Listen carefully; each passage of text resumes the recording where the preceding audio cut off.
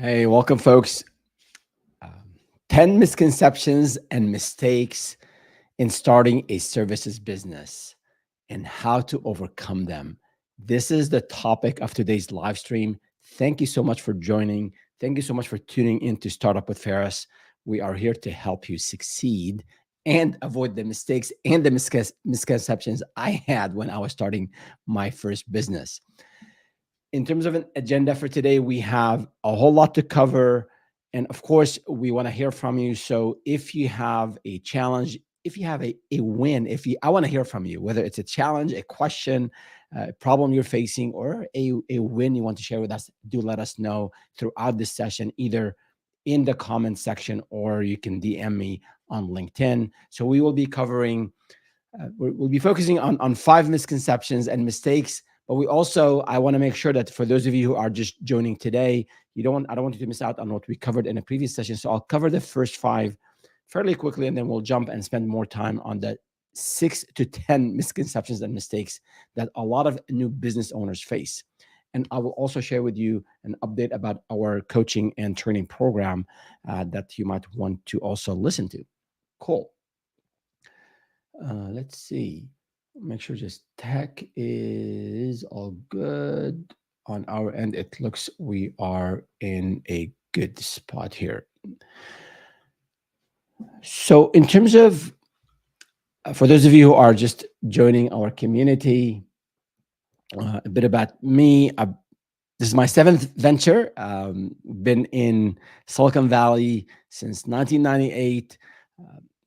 This whole thing about startups, it all started with a layoff that actually I went through. It was a very difficult time in my life, and then was in a way forced into entrepreneurship. I started my first business to help business owners leverage the internet at the time. That was in 2003 with a co-founder, and then we actually took us a couple of years to kind of figure things out and start to get some solid revenue. And then with a lot of turns and pivots, we managed to figure out how to grow that business, grew another business, sold some businesses, pivoted, did um, focus on analytics, and sold that analytics business to Dentsu, the global media giant, into 2019. And my mission now is to really help founders get to where they want to go faster. I want them to start stronger. I want to make sure founders are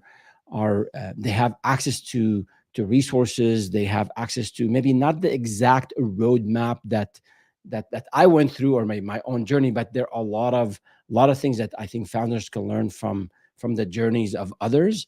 And my mission now is to help you again get to your destination faster and stronger. And it all started for me, selling that first website to a small restaurant in Santa Clara. It's called Athena Grill. And then we later grew the business, the various businesses, and we had clients in the Fortune 50 and the Fortune 10, clients like Google and Salesforce, and also the US government. So but that's about me. Enough about me. I do want to focus on your journey. I want to focus on, why is it that you are starting a business, or you've started a business, and what sort of challenges you're facing. Is it in the mindset? You thought it was too easy and now it's challenging, or maybe you're just very overwhelmed and you're not sure where to start, and you need some help on maybe just to kind of for someone to guide you to the next step. I want to make sure that if you feel stuck, if you started and you're not getting the traction in sales or in marketing, or maybe you're struggling in finding the right people to hire, or you've hired them and now it's not working out. So there are a lot of things that founders struggle with. And on the average, I'm speaking with 2 to 3 founders every week, and I hear this a lot. So I want to make sure at the end of this live stream and in all the content that we produce, I want to make sure you're getting practical, pragmatic, and honest advice, so that you know what is about you to encounter. You know what you're about to encounter. You know the potential struggles you have to make, so you plan properly. And as I said earlier, you get to where you want to go faster, and then with less less challenges. I won't say it'll be easy. Hard work is still required, but I want to make it easier for you and maybe for your co-founder. So with that in mind, here are the here are the sorry, my bad. Yeah, just making sure tech is working for us. Here are the 10 misconceptions and mistakes that I want to cover. As I said, we've covered the first five in a previous session, so I'll go over those quickly, and then we'll spend most of the rest of the session on mistakes and misconceptions from number 6 to number 10. Let's jump right into it. The number one mistake here is efforts are underestimated. I always say entrepreneurship is 5 times harder than we all think. And I think I'm being conservative. Jensen Huang, the CEO of NVIDIA, in an interview, he said, entrepreneurship is a million times harder because there's so many things that as entrepreneurs we have to learn. We might be very strong technically in a specific area, maybe in HR consulting, and I want to start an HR consulting business, or maybe IT consulting, or maybe I want to set up a therapy practice, or whatever the case might be. So I know my domain well, but to start a business, you have to learn these other areas. Like I said, hiring, marketing, sales, you name it, right? And and while we can't and no one can guarantee success, one thing I can guarantee is that you will make mistakes. It's not if, you will make mistakes in all these areas. And mistakes means that we have to repeat things and we have to do things again and do it properly. So all of that takes a lot of time, and we often underestimate what it takes. And the other aspect of this is, I think we're bombarded by messages about following your passion and the excitement of starting our own business and becoming our own bosses and reaching financial freedom. You go on YouTube and you see this stuff left and right. And the thing about passion, as we say around Startup with Ferris, we say passion is one of our black belt principles. We say passion is optional, skills and sacrifice are not.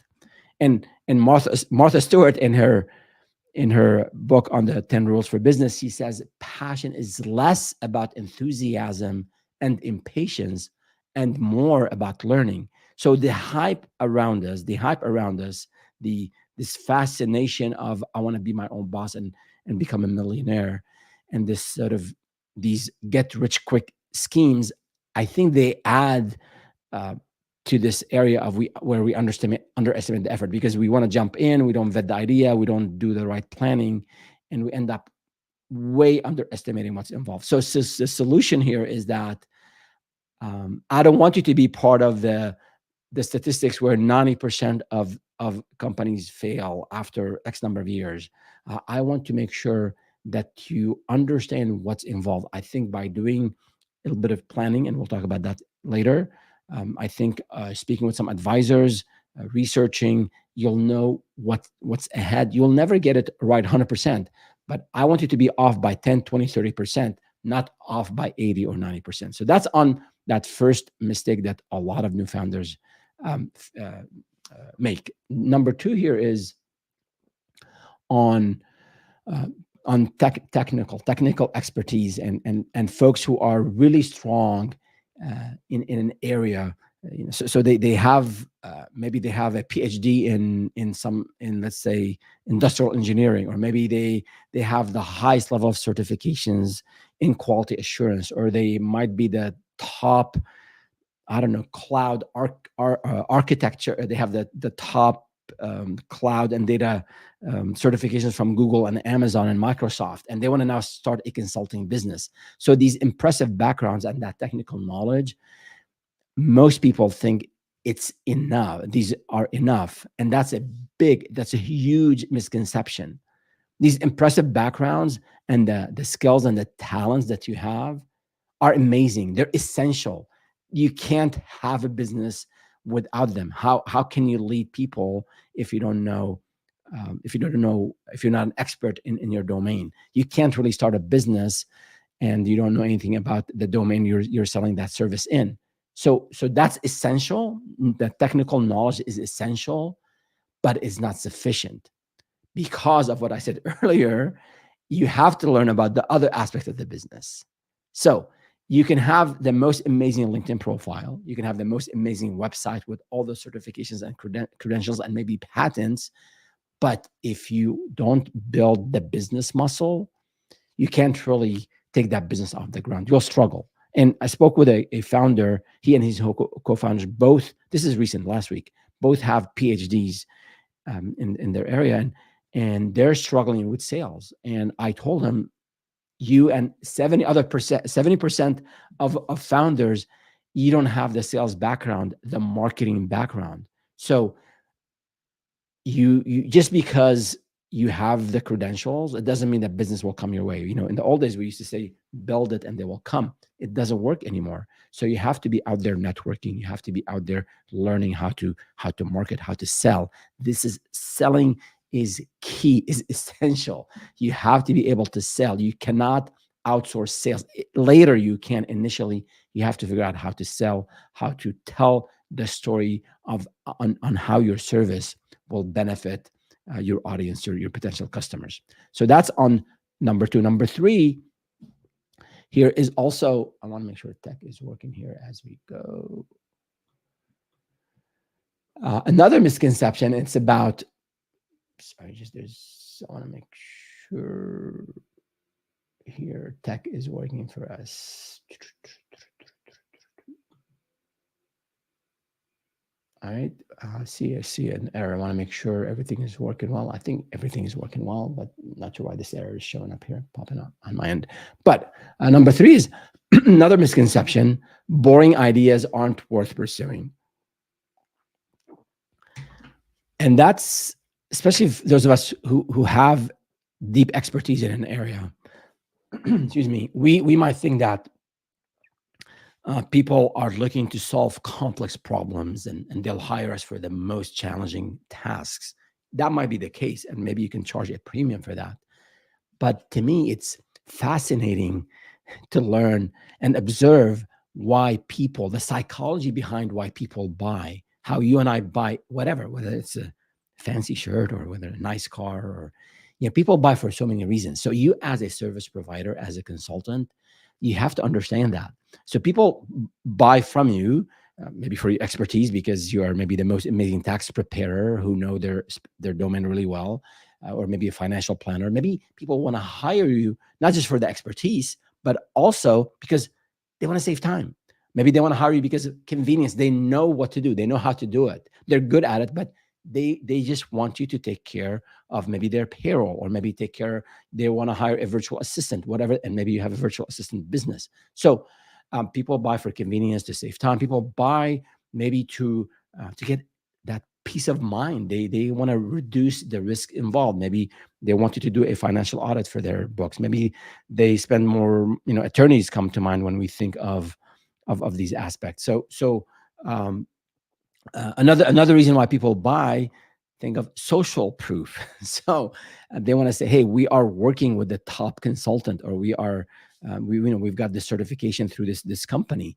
So think of, as you build your business, as you start and build your business, and you start to speak with customers and potential customers, you'll learn a lot about why people buy. So if something that you do today that is to you is very boring, or maybe it doesn't sound appealing or not complex enough, trust me, there's money in that. One of my good friends, Alex, used to say, excuse me, he used to say, boring is bountiful. So look for ways to offer something that is of need to someone else. So if there is an unmet need, whatever that need is, and you can you can meet that need, you can solve that problem, then you have a business. So I'm not saying here to look for boring, easy stuff to do. I don't want you to be complacent. Do look for opportunities to ride the wave. If there's something, if you have a service where you can embed AI in it, or you can embed AI in your workflow, or you can help people, your clients, become more productive with AI. So ride the AI wave 100%, or whatever vertical you're in. If there's a new regulations, there are new maybe ways of doing things, and you can come in and show your technical know-how, and you can stand out that way, do it. But don't be stuck on just looking for the most complex, the most sort of sought after skill. Look for opportunities to make money, especially initially, because you need cash. Cash is king, and I want to make sure you have a sustainable business. And without sales and initial revenue and that cash flow, then won't be able to sustain that business. So, moving on to let me just take a second. It says an error occurred. Wait a moment and try again. There's some issue with we are live again. Interesting. Okay, looks like the issue is solved. All right, and it looks like we're live on all the platforms. Maybe X is having issues. All right, sorry about that. I'm in Silicon Valley. We shouldn't be having these kind of problems, but we do every once in a while. So, let's see. Moving on. We are now on the next one here. It is on. Sorry, distracted by the technical issue. On not vetting your business idea. Number 4. So, a book I read last year, Why Startups Fail by Thomas Eisenman. He's a Harvard professor. I think he teaches on startup and entrepreneurship management. And he and others have said one of the top reasons why startups fail, that initial planning, that initial market research is missing. So when we talk about vetting your idea, I'm not talking about you spending 6 months to vet the idea. If you're spending 6 months just thinking about it, that's just sort of more like daydreaming. You're not serious about it.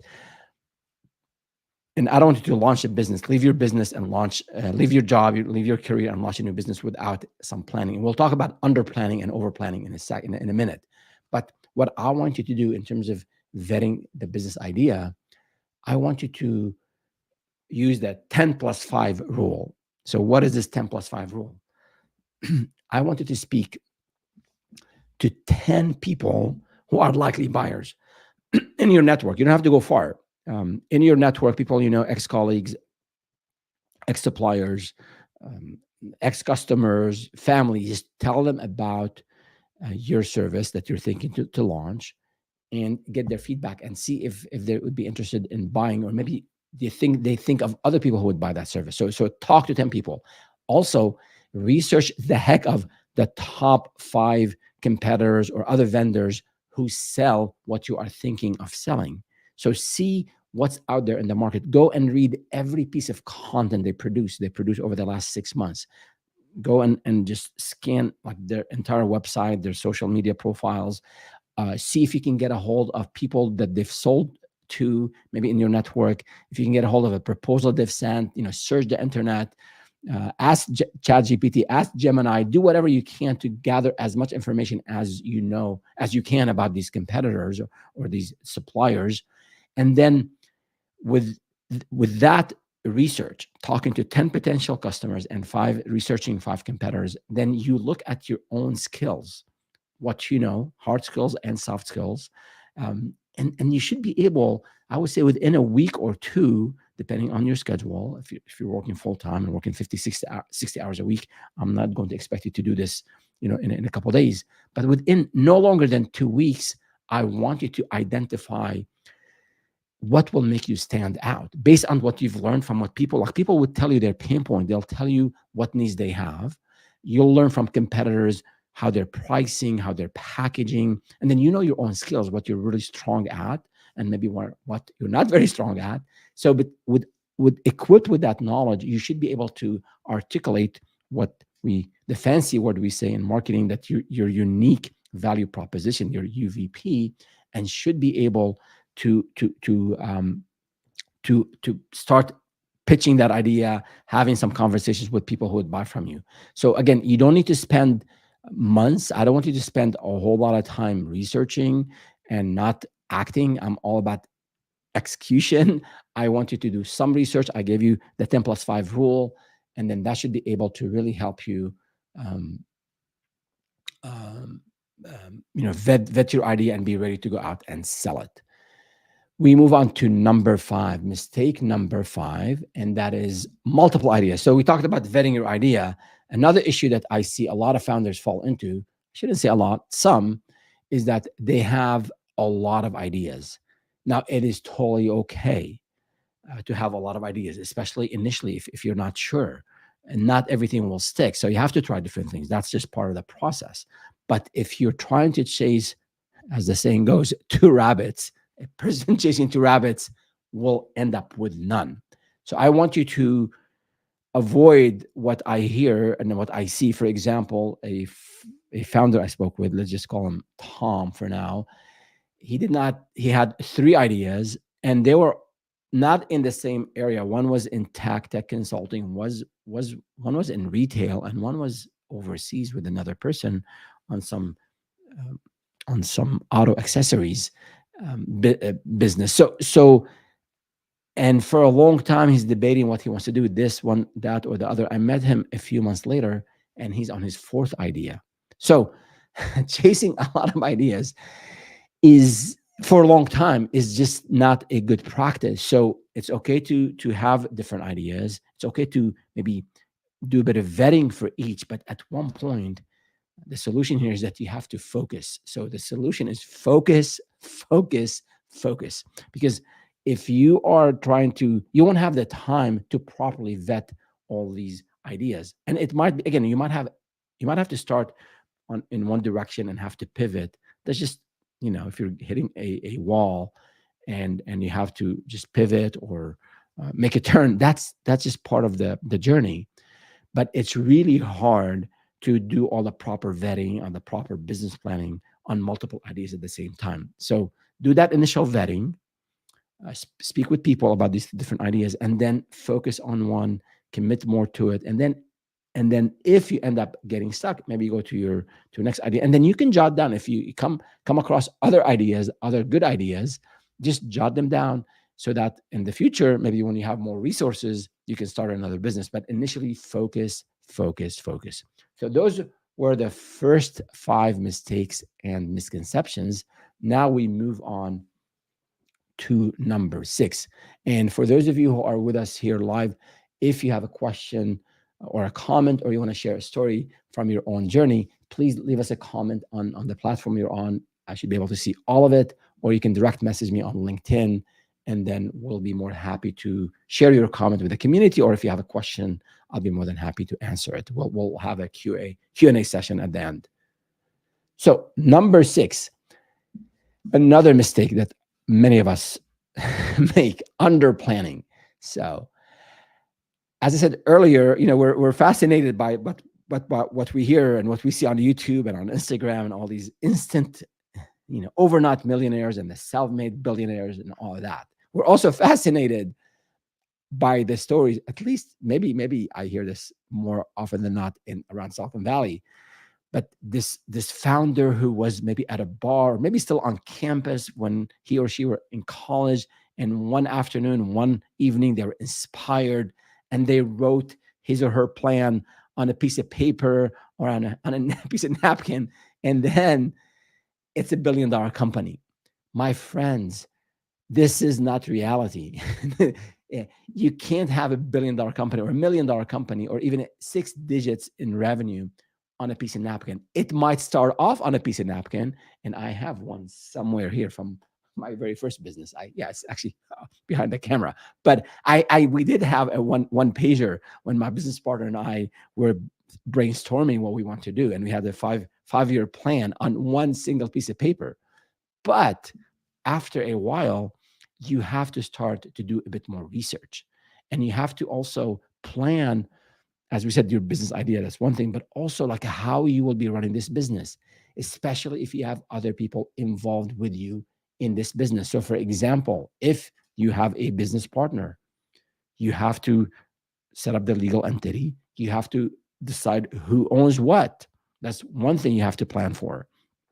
A lot of founders, and I have some horror stories on how this business divorce rate probably higher than the already high divorce rate we have as a society, because people don't set the right expectations up front. They don't set the proper um, organizational structure for for the company.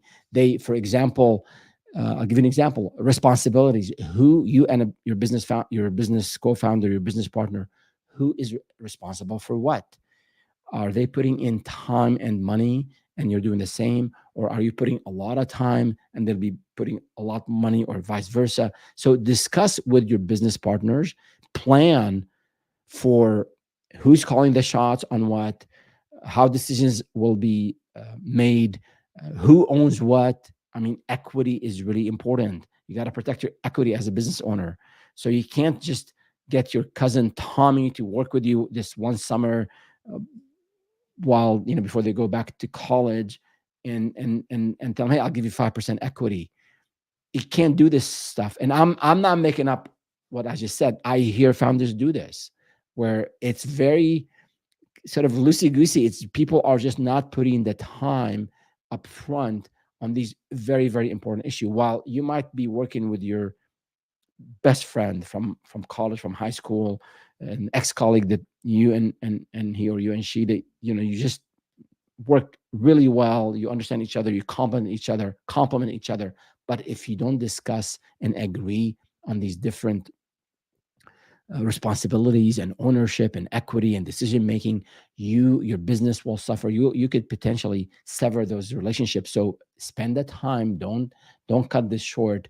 And it's maybe boring. It's not not your cup of tea. Maybe you're a believer. You think everybody's great and people will reciprocate and people will treat you nicely and they'll be generous.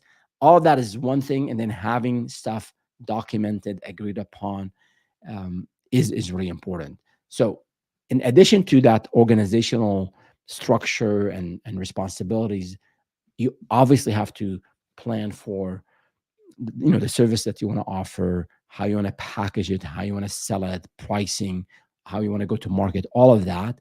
And then financial projections.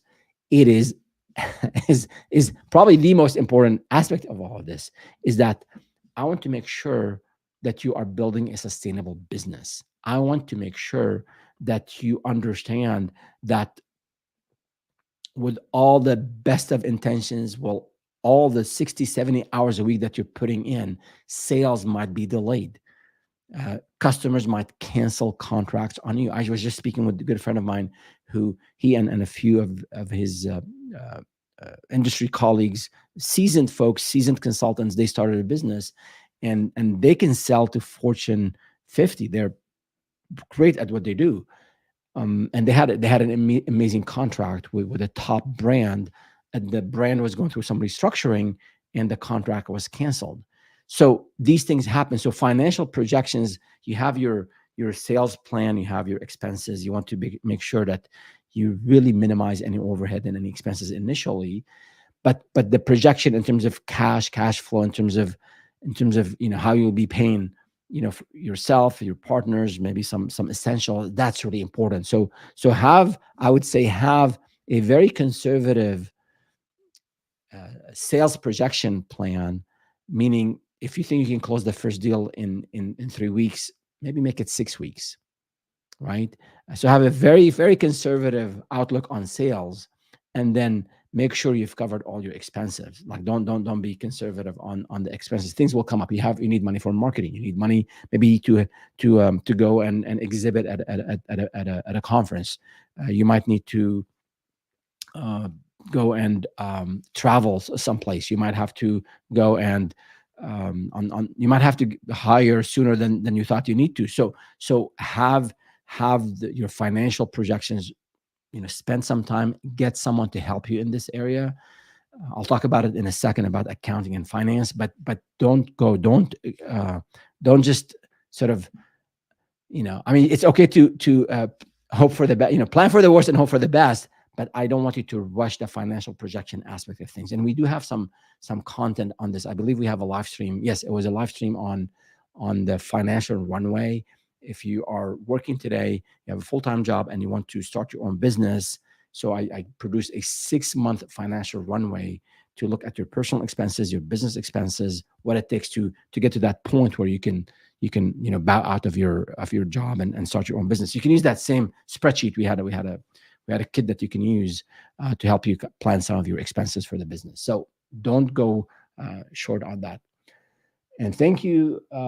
We have King with us. Thank you for the thumbs up. So we appreciate it. And last but not least, I mean, sales and marketing. I did cover that in a little bit, but in terms of, there's just so many things to do in marketing these days. You can obviously go out and attend conferences and stuff, but also maybe your marketing is going to be based on producing content on your website, on social media. You want to have a blog, you want to produce videos. That takes time too. So just make sure you're planning your sales plan is supported by a marketing plan, is supported by obviously the cash flow requirements that you need to grow that business. And I'll end with a quote that I love from Eisenhower. He said, "The plan is nothing, but planning is everything." So building that planning muscle is important.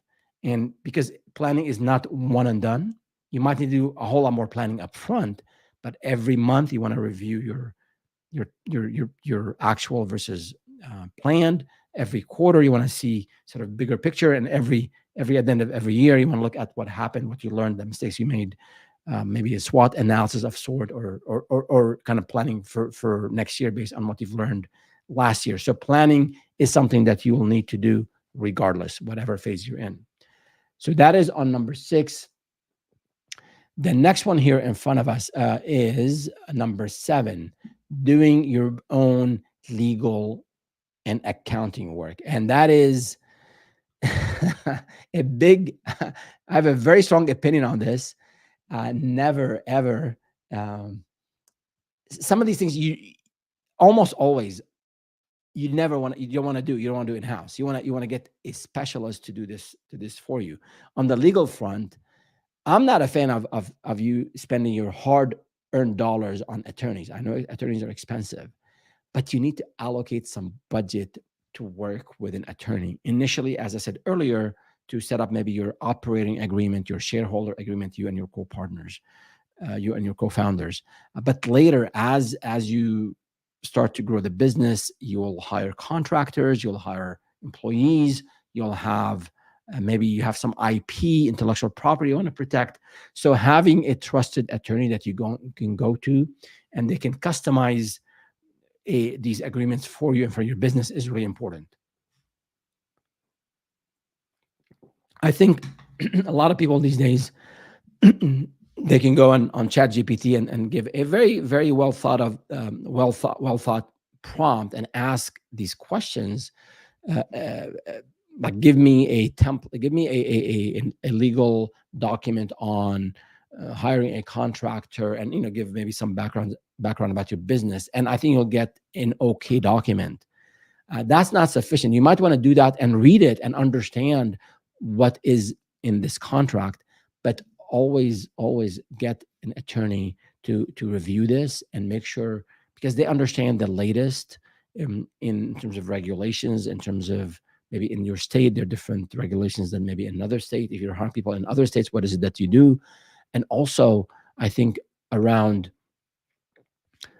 when you hire people, there are a lot of employment regulations that you might not be aware of.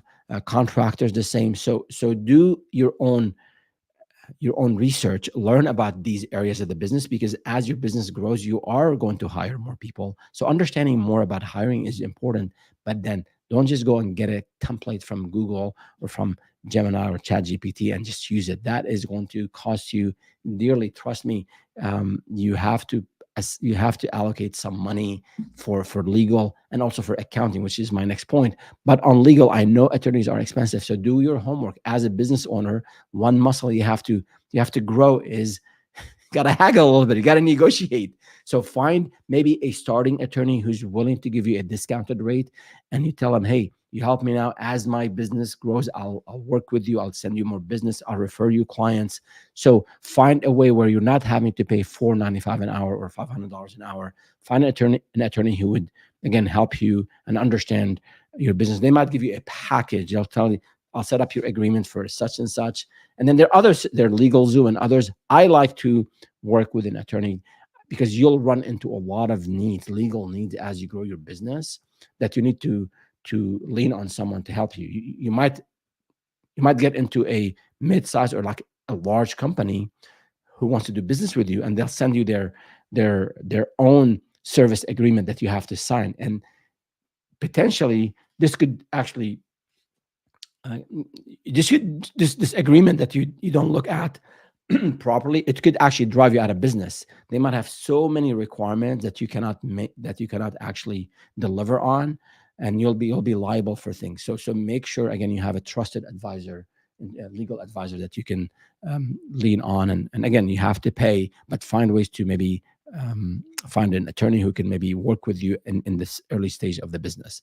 That's on the legal front. On the accounting front, similar message here. Almost always never do this on your own, unless you're competent in accounting and bookkeeping and you have the time, or maybe you have a family member who's competent in that area. I don't want you to touch accounting. Yes, initially when you are just starting, a single Excel sheet or a Google sheet where you track, some of the minimum, some of the small expenses that you have. You bought a computer, you bought maybe some equipment, or you bought some office supplies. Yes, a spreadsheet will do. But as you are growing, as soon as you start to have contractors, employees, as soon as you have clients, this system, this sheet, or not having a system will come back and bite you big time. So I want you to make sure that you have a bookkeeper who will do your books. They will take care of your books. They will generate a monthly profit and loss statement. They track everything in the right category.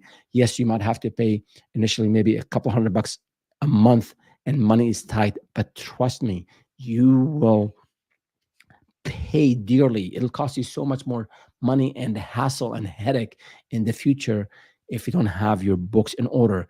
And guess what? Uncle Sam does ask us, require us to submit our taxes in March as businesses. And then if you can apply for an extension, you'll get an extension until September, at least here in the US, in most cases. But you have to, at one point, you have to sit down and file your taxes. So if you don't have things organized throughout the year, you'll waste that last week before the deadline, the tax deadline, trying to find the receipts and the numbers and the amounts. And you'll probably end up missing many things, and you'll end up potentially get in trouble with the IRS. So don't go cheap on accounting. As soon as you have, again, a client or two, as soon as you have a contractor, as soon as you have some expenses, start look for a bookkeeper. They can set you up. They can recommend systems for you to use. They will take all that headache.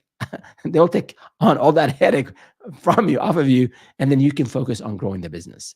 So enough on this point, because I can talk about it, and I can share some horror stories on people who did not use a legal counsel or did not use a bookkeeper, and it ended up becoming a disaster for them. And again, your needs will evolve as you're making more money, as you're growing. You'll need more help in, maybe from beyond a bookkeeper. You might need a financial, like a director of finance, or you need maybe a fractional CFO.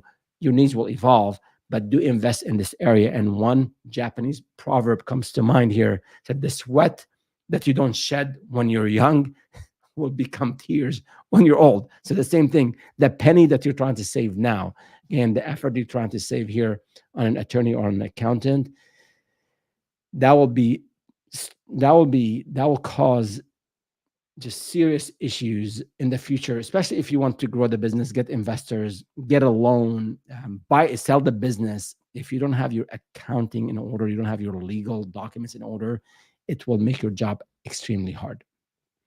So enough on this point, and let's move on to number 8.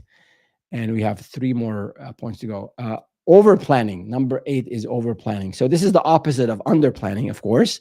The point I want to get across here is that some of us, especially those of us who are more sort of strategic and visionary, or maybe we're not very decisive, not just our personality, we tend to spend a lot of time thinking about the idea, or thinking about the pricing strategy, or thinking about the go-to-market strategy, or thinking about just researching the competition, or we talk to so many advisors. So I want you to plan, but I don't want you to spend 6 months trying to come up with the right pricing strategy for my service. You're really wasting your time.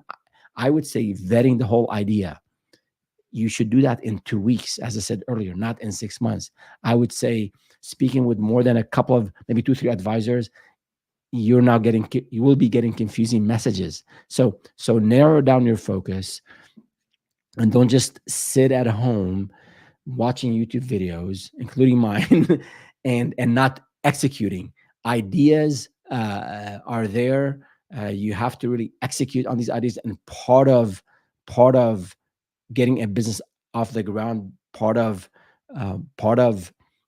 really growing a business is being out there. So I want you to be out there with clients. I want you to be out there at networking events. I want you to be out there listening to other vendors in your space, uh, learning about trends, not just online, in person. It's really important to be out there, not sitting in your home office or at home and just thinking about the idea and documenting things and coming up with a 50-page document.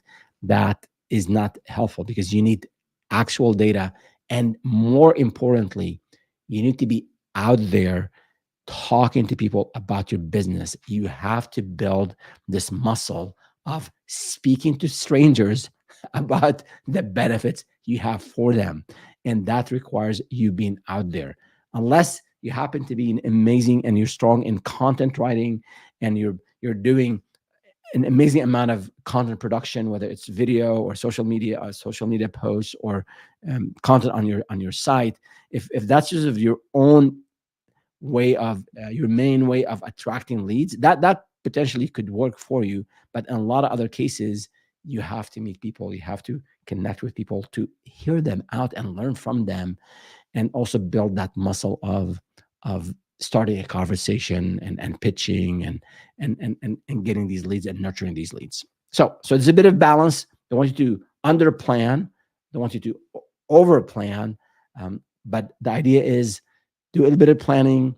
In a couple of weeks, vet your idea, then go out there and then refine that idea. And then if you're stuck and you can't find advisors or people who can help you, you can go on platforms like Upwork or GLG and find advisors, specialists in the area you need help in, and you can hire them for an hour and two. They might be expensive, but trust me, they will save you a whole lot of time. And always make sure you're getting help from those who who have been to where you want to go. So just talking to random people who don't know you, don't care about you, and they haven't been to where you want to go.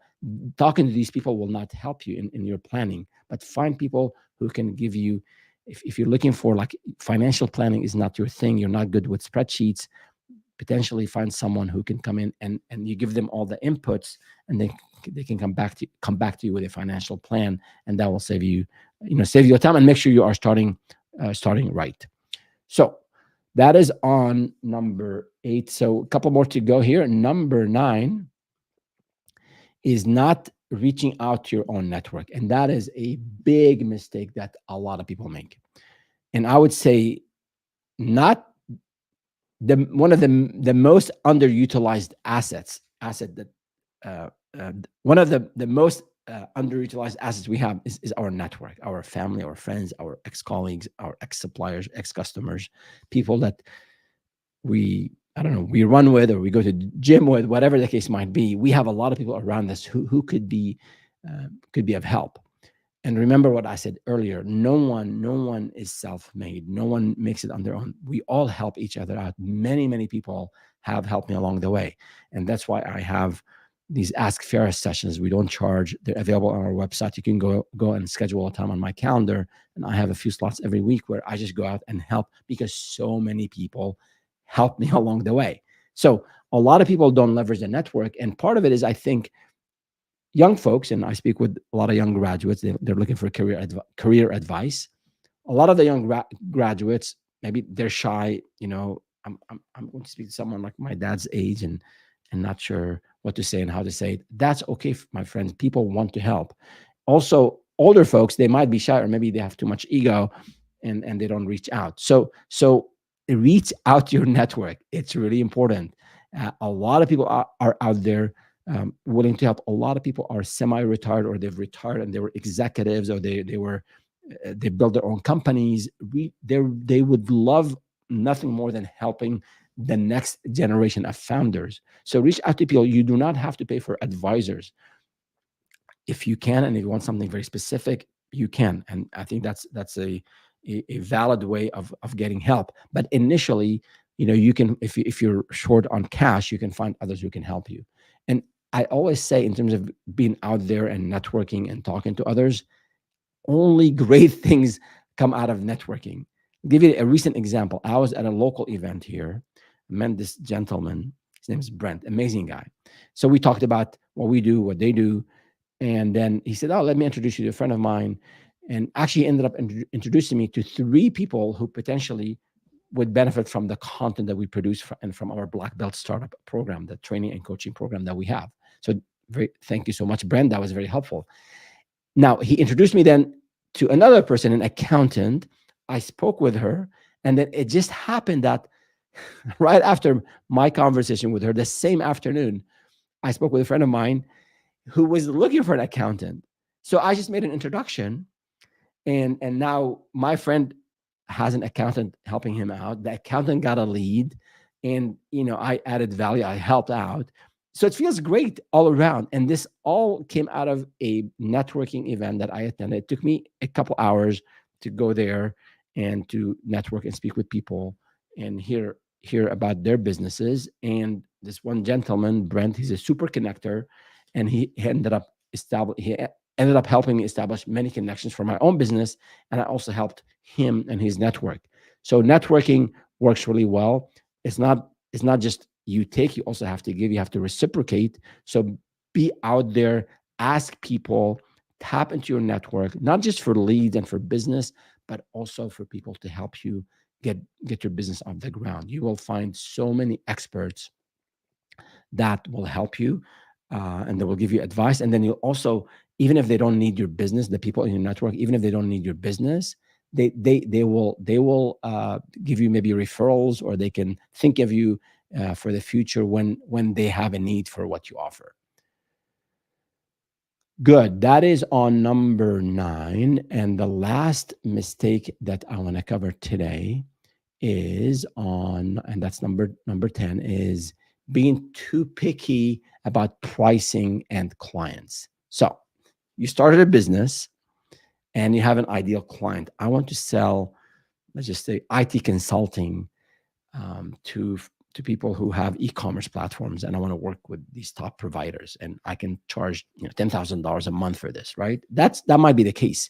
Initially, it might take you 6 months to get to that ideal client. So I want you to not, I don't want you to be very picky on clients, or on the services, or on the amount of dollars you're charging. This is just initially. I want you to build that sales muscle. I want you to do the reps, meaning be out there selling. So if you find someone whom you can help, get that sale, no matter the price, no matter sort of the client. If you're targeting mid-tier clients or the enterprise, and then you get a small business, get that business. There are a lot of benefits to this. One is you'll get some cash, good, some revenue. Second, you'll learn how to deliver the service, and that's another muscle you have to build. And third is, which is the most important part of it, is that you've built some confidence that, yes, I can sell. Again, not your ideal client, and you cannot be stuck in this mode forever. You'll run out of business. But initially, especially if you're about to start a business, or you just started and you don't have any sales, or you've been at it for months and you are still struggling in sales, I want you to try to give this strategy a try. Go out and sell to 3 clients, no matter the price, no matter the client size, or the client maybe location, whatever, whomever. If you can benefit them, if you can help them with your expertise, sell to them. And then from that point on, it's like once you close the deal, I don't know how to describe it. When I closed my first deal and I did not have any sales background, it was probably one of the most joyful, memorable moments in my life. It's an amazing feeling that I'm able to sell to someone, especially if you don't have a sales background. And 70% of founders haven't been exposed to sales and marketing. So I wanted to really try to get those first few sales. So don't be picky about pricing, don't be picky about sales, and go and delight these customers. And once you delight them, they'll refer you to others, they'll be your reference. They will help you actually fine tune your pitch, your proposal, your delivery, your checklist, all that delivery aspect, the delivery aspect of running a business, and delivering and making sure clients are happy. All of that will be, most of it actually will be ironed out with these first few clients, which will be a sort of a almost like a stepping stone to go and get larger clients and get clients with higher margins, bigger logos, longer contracts, more profitable contracts. So here you there you have it. We covered the 10 misconceptions and mistakes that a lot of new founders face. And I want you to, to think about it here. If you are joining us here, listening live or later, tuning in later, I'm assuming you attended this live stream because you are either thinking of starting a business or you've started and you're struggling. And we've learned today there are these 10 mistakes and misconceptions, but there are so many more out there. So I want to I want to make sure that you have the resources you need. I want you to make sure that you'll have a better chance, a higher likelihood of succeeding.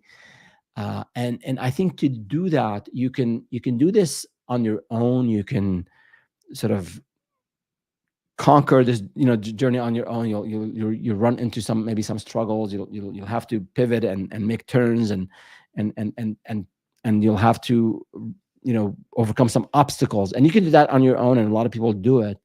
My recommendation for you is to look for support, and I'll talk about our program here in the next few slides.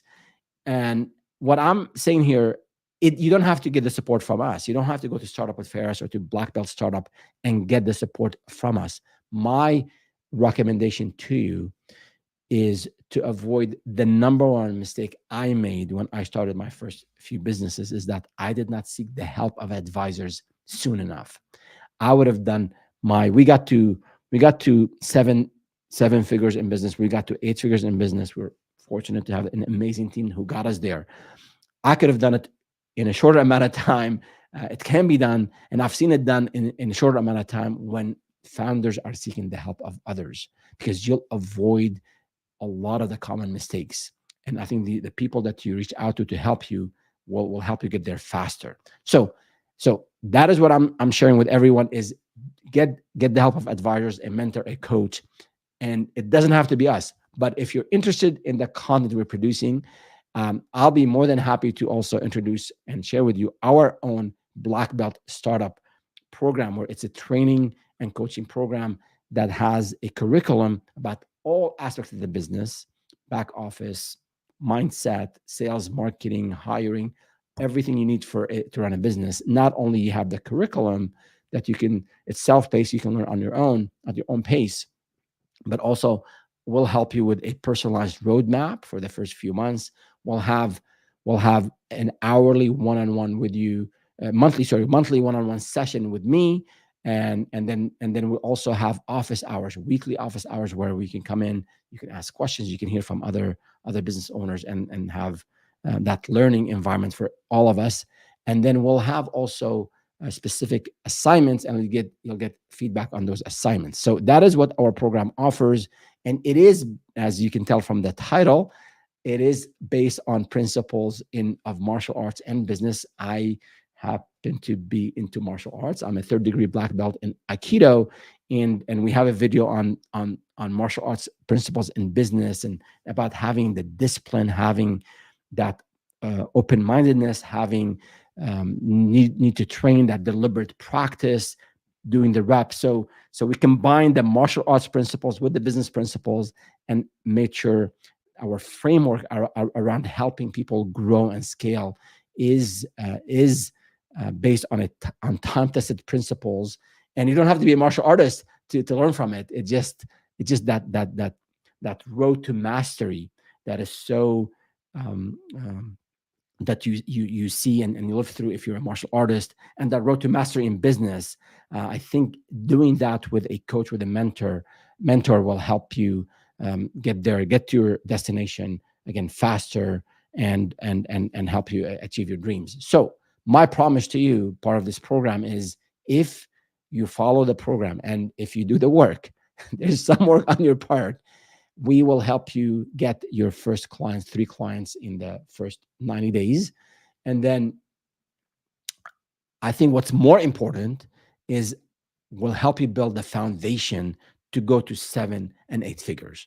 Some of us want to go to 7 figures and 8 figures. Some of us don't want to, but I want to make sure you have the foundation, you have the systems, the processes, the mindset to get you, to help you grow and get to that destination. And we do have a 50% sign up discount through August 15th. So do sign up if this is of interest. So instead of $4.99 a month, it'll be $2.49 a month. And we do have a special for and we do have a special for those of you attending. I will share that in a second. But as my co-founder, my good friend Eric Fedman, he said, if this quote from him, if this sounds like an unbelievable or unheard of value, with all that is for $2.49, that is because it is. So Eric, appreciate everything he does behind the scene. But we put a lot of time and effort into this course, and again, the ongoing support and coaching you get, I think, will be very helpful. And we do have a 30-day money back guarantee. So if you come in, you don't like it, I'll give you no questions asked. We will give you your money back. But I'm certain you'll find a lot of value. And in terms of expectations, of course, you have to do sales and marketing and work on your business. But I think if you can set aside 5 to 10 hours a week, I think 5 hours a week will do it, and then go through the material, leverage the office hours, leverage the one-on-one, do the assignments. I think I believe that you will definitely get your business off the ground stronger. You'll close more deals. You'll be able to again, you'll be building the foundation as we are working together on your business. So go to blackbeltstartup.com/membership, and we have a 50% discount through August 15th. And if you enter the coupon code BizPlan, you'll get actually an additional one-on-one business plan review. So that's on top of everything else that we said is part of this program. So we are a little bit over an hour here. So we're done with the material, but we do have some questions. So let me do a quick round of answering these questions. And please add your comments. If you're just tuning in now, just add your comments and questions. We'll answer them as well. All right. Do I need a business plan for just a side business? Yes. Short answer is yes.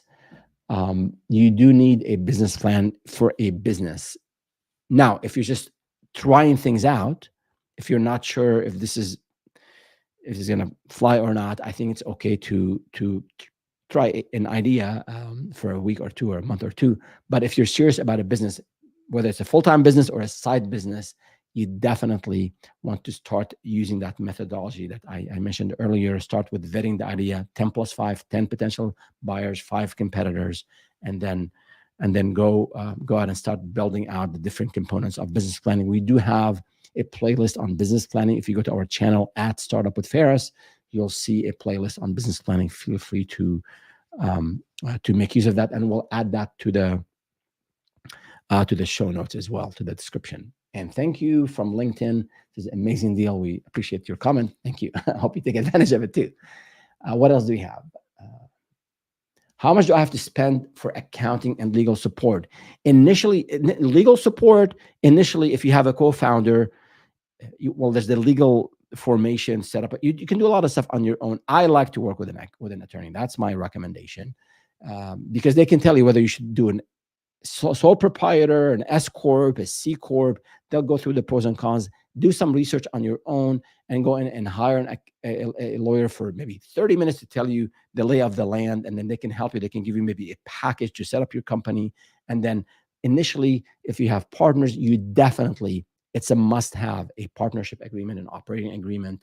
And then, so after that, you don't have a whole lot of legal cost. Once you start to hire people and you have client contracts, you might want to have the lawyer take a quick look at these. Other than that, I don't think you need a lot of legal support. Over time, as you start to work with more clients and they start to send, those big clients send you their own contracts, you need to have a lawyer review these for you.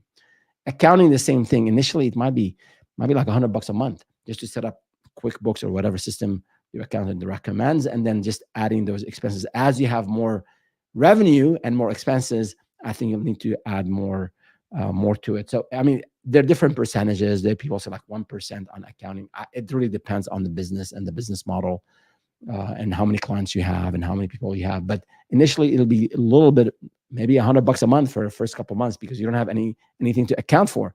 But as your needs grow, you might want to budget a few $100s a month for maybe the first year. Good question. I think we have a couple more and we'll wrap it up here. If people start buying a service that is different from what was in my plan, do I need to update the plan? Updating the plan is something you want to do. You don't have to do. I don't want you to update the plan every week or every month. But let's say you want to do. Let's say you produce content. You produce videos for your client. You do short-term videos for your clients on social media, and then people start to ask you to people start asking you to do for them maybe long-term videos, or maybe they want you to do higher end production